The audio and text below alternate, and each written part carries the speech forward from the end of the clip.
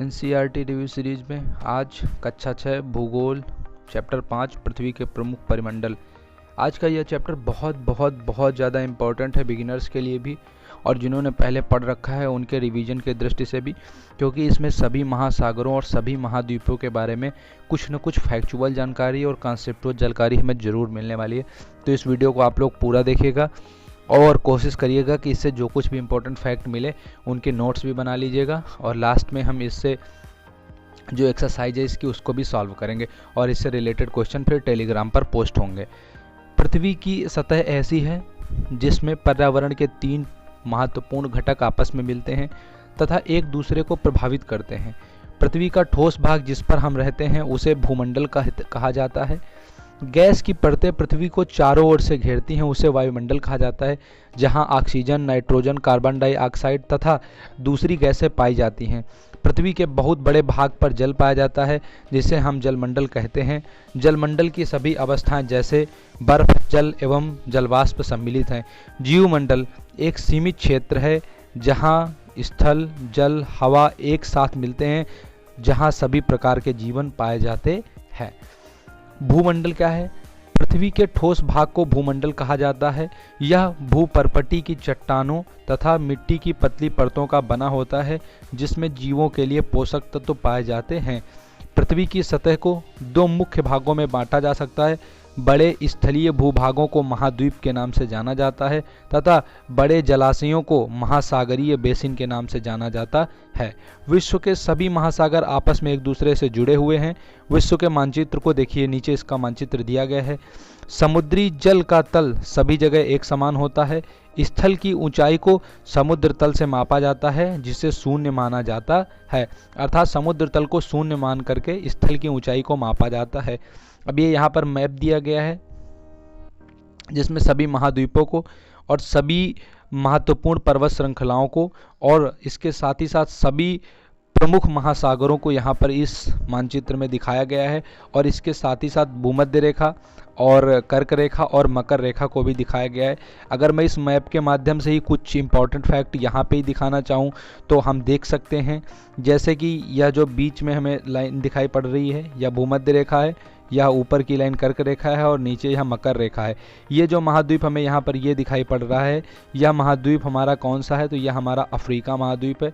और देखने से ही हमें यहाँ पर साफ पता चल रहा है कि तीनों रेखाएं, जो तीनों लाइंस हैं, वो अफ्रीका महाद्वीप से गुजर रही हैं। अर्थात जो एकमात्र ऐसा महाद्वीप है अफ्रीका जिससे तीनों रेखाएं गुजरती हैं। दक्षिण अमेरिका से कौन कौन सी रेखाएं अगर हम देखें तो भूमध्य रेखा और इसके साथ ही साथ जो मकर रेखा है वह गुजरती है। उत्तरी अमेरिका जो है वह कौन सी रेखा पर है? तो उस पर कर्क रेखा गुजरती है, वो भी एकदम उसके दक्षिणी भाग से। यूरोप से कोई भी रेखा देख रहे हैं हम यहाँ पर नहीं गुजरती है। इसके अतिरिक्त एशिया से हम देखें तो एशिया से होते हुए भारत को बीचों बीच से काटते हुए कर्क रेखा यहाँ पर गुजर रही है, जो भारत के 8 राज्यों से होकर के गुजरती हमने देखा है। ऑस्ट्रेलिया पूरी तरीके से दक्षिणी गोलार्ध में है और कहाँ पर स्थित है तो हम देखते हैं तो यह मकर रेखा पर स्थित है। अब हम मैप से आगे बढ़ते हुए इसमें फैक्चुअल पॉइंट्स को देखेंगे। विश्व का सबसे ऊंचा जो शिखर है माउंट एवरेस्ट समुद्र तल से 8,848 मीटर ऊंचा है, जो भारत के पड़ोसी देश नेपाल में है और यह जो हिमालय की पर्वत श्रृंखला है वह भारत में भी है। विश्व का सबसे गहरा भाग प्रशांत महासागर का मेरियाना गर्त है जिसकी गहराई 11,022 मीटर है। तो यहाँ से देखिए हमें 2 इम्पॉर्टेंट फैक्ट यहीं से पता चल गए हैं। एक, जो विश्व का सबसे ऊंचा समुद्र तल से कौन सा स्थान है वो, और विश्व का सबसे गहरा कौन सा स्थान है वो। तो विश्व का सबसे ऊंचा शिखर है माउंट एवरेस्ट 8,848 मीटर और सबसे गहरा भाग है जो प्रशांत महासागर में स्थित है, उसको मेरियाना ट्रेंच या मेरियाना गर्त कहा जाता है। इसकी जो गहराई है तो वो 11,022 मीटर है। अब यहाँ पे देखते हैं कुछ और फैक्ट्स के बारे में हमें पता चल रहा है। न्यूजीलैंड के एडमंड हिलेरी तथा भारत के तेंजिंग नोर्गे शेरपा 29 मई 1953 को पृथ्वी के सबसे ऊंचे शिखर माउंट एवरेस्ट पर चढ़ने वाले पहले व्यक्ति थे। जापान की जुंको ताबेई विश्व की पहली महिला थी जिसने 16 मई 1975 को एवरेस्ट पर कदम रखा। बचेंद्री पाल भारत की पहली महिला थी जिन्होंने 23 मई 1984 को एवरेस्ट पर अपना पहला कदम रखा था। महाद्वीप पृथ्वी पर 7 प्रमुख महाद्वीप हैं। ये विस्तृत जलराशि के द्वारा एक दूसरे से अलग हैं। ये महाद्वीप हैं एशिया, यूरोप, अफ्रीका, उत्तर अमेरिका, दक्षिण अमेरिका, ऑस्ट्रेलिया और अंटार्कटिका। तो जिसको हमने 5.1 चित्र में ऊपर देख लिया है, विश्व के मानचित्र में हमने देख लिया, स्थल का बहुत बड़ा भाग उत्तरी गोलार्ध में पाया जाता है। एशिया विश्व का सबसे बड़ा महाद्वीप है। पृथ्वी के कुल क्षेत्रफल के 1/3 भाग में फैला हुआ है। और अगर परसेंटेज ऑफ क्षेत्रफल की हम बात करेंगे यहाँ पर, तो 29.5% एरिया जो है टोटल, अगर विश्व के क्षेत्रफल को 100% मान करके देखें तो उसमें एशिया फैला हुआ है। कर्क रेखा इस महाद्वीप से होकर के गुजरती है। एशिया के पश्चिम में यूराल पर्वत है जो इससे यूरोप को अलग करता है। क्वेश्चन बहुत बार यह पूछा गया है। तो पश्चिम में यूरोप में जो है यूराल पर्वत है, जिससे कौन सा एशिया यूरोप से अलग होता है। यूरोप एवं एशिया के संयुक्त भाग को यूरेशिया, यूरोप प्लस एशिया कहा जाता है। यह बात हो गई एशिया के बारे में। कुछ अब बात कर लेते हैं यूरोप के बारे में। यूरोप एशिया से बहुत छोटा है। यह महाद्वीप एशिया के पश्चिम में स्थित है। आर्कटिक वृत्त इससे होकर के गुजरता है। तो जो आर्कटिक वृत्त है वो किससे होकर के गुजरता है, तो यूरोप से होकर के गुजरता है। यह 3 तरफ से जल से घिरा है। विश्व के मानचित्र में हमने इसकी स्थिति को देख लिया है। अब बात करते हैं अफ्रीका। एशिया के बाद विश्व का दूसरा बड़ा महाद्वीप है। करीब करीब 20.8% एरिया पर फैला हुआ है अफ्रीका। दूसरा एशिया के बाद विश्व का दूसरा बड़ा महाद्वीप है। विषुवत या 0 डिग्री अक्षांश इस महाद्वीप के लगभग मध्य भाग से होकर गुजरता है। अफ्रीका का बहुत बड़ा भाग उत्तरी गोलार्ध में स्थित है। आप पाएंगे कि यह एक ऐसा महाद्वीप है जिससे होकर कर्क, विषुवत तथा मकर तीनों रेखाएं गुजरती हैं।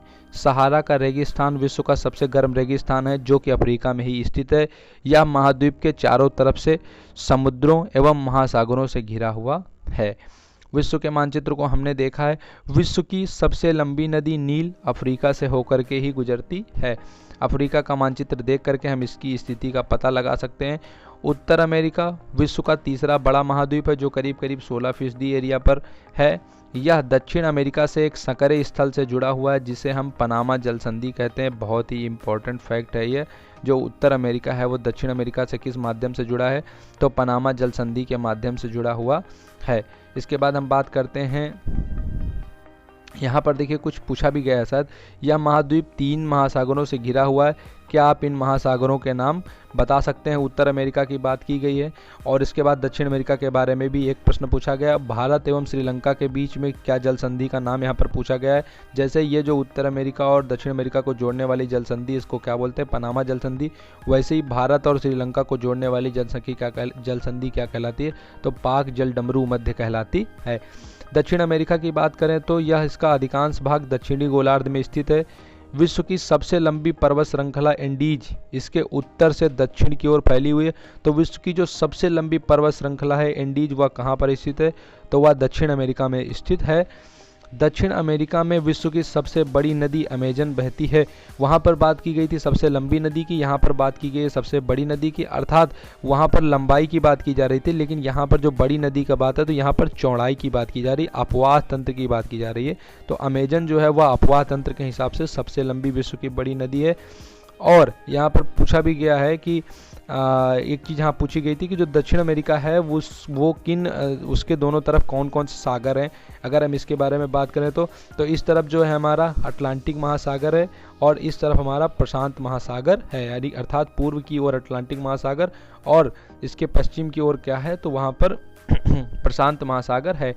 ऑस्ट्रेलिया विश्व का सबसे छोटा महाद्वीप है जो पूरी तरह से कहाँ पर है, दक्षिणी गोलार्ध में है। यह चारों तरफ से महासागरों तथा समुद्रों से घिरा है। इसे द्वीपीय महाद्वीप भी कहा जाता है, ये फैक्ट याद रखिएगा। अंटार्कटिका एक बहुत बड़ा महाद्वीप है जो दक्षिणी गोलार्ध में स्थित है। दक्षिणी ध्रुव इस महाद्वीप के मध्य में स्थित है।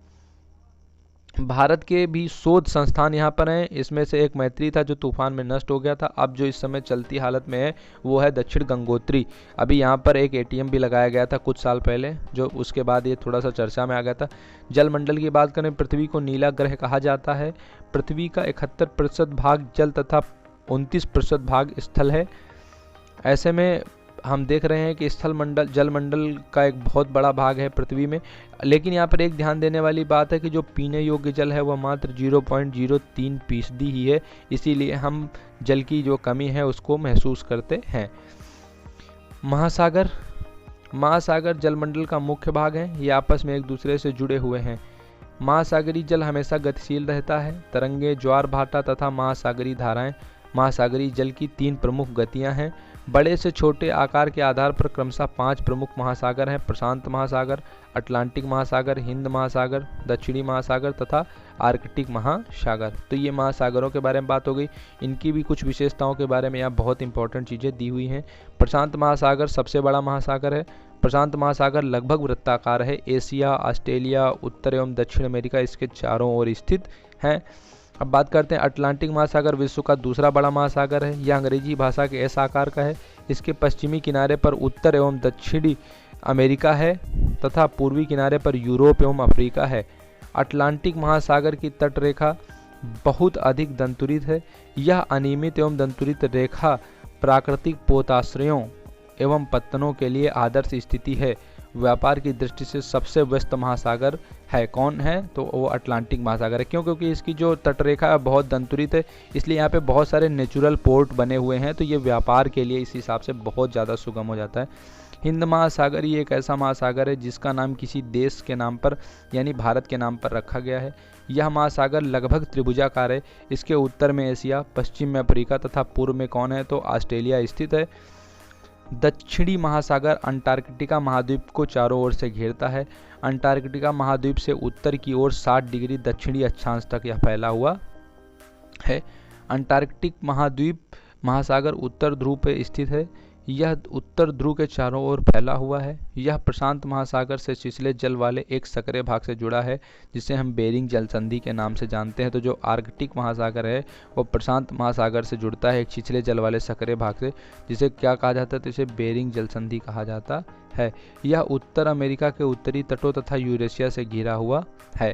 तो इस प्रकार से जो उत्तर अमेरिका के बारे में एक प्रश्न पूछा गया था कि कौन कौन से महासागर है, तो 3 महासागर हैं।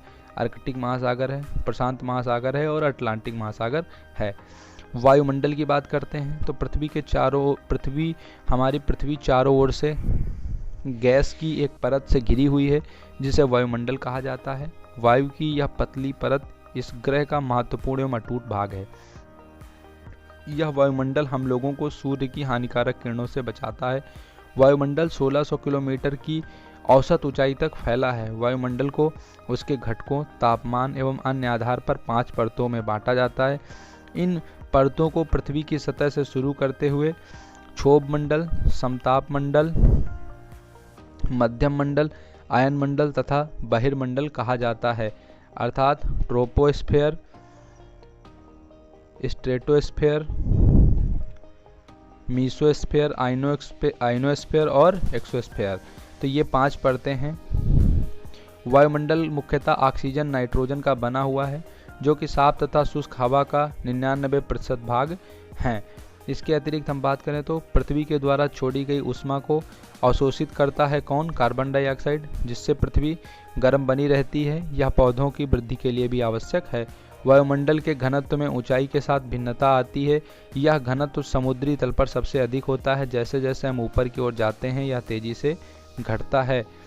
पहाड़ों पर पर्वतारोहियों को हवा के घनत्व में कमी होने के कारण सांस लेने में कठिनाई होती है, इसीलिए उन्हें ऑक्सीजन का सिलेंडर लेकर जाना पड़ता है। इसके बाद में बात की गई है जीवमंडल में कार्बन डाइऑक्साइड की मात्रा में वृद्धि के कारण पृथ्वी के तापमान में वृद्धि हो रही है। इसे भूमंडलीय तापन या ग्लोबल वार्मिंग कहा जाता है। अब इसकी एक्सरसाइज है, यहाँ पे एक्सरसाइज को हम थोड़ा सा सॉल्व कर लेते हैं। कुछ टिक मार्क्स क्वेश्चन है। कौन सी पर्वत श्रृंखला यूरोप और एशिया को अलग करती है? तो यूराल है। और यूरोप और एशिया का सम्मिलित भाग क्या कहलाता है? तो यूरेशिया कहलाता है। उत्तर अमेरिका दक्षिण अमेरिका से कैसे जुड़ा है? तो एक स्थल संधि है, उसके माध्यम से जुड़ा हुआ है यह।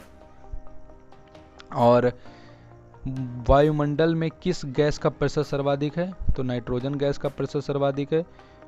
पृथ्वी का कौन सा भाग ठोस चट्टानों का बना है? तो जो थलमंडल है वह बना हुआ है।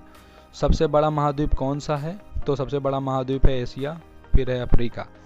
ऑस्ट्रेलिया सबसे छोटा महाद्वीप है।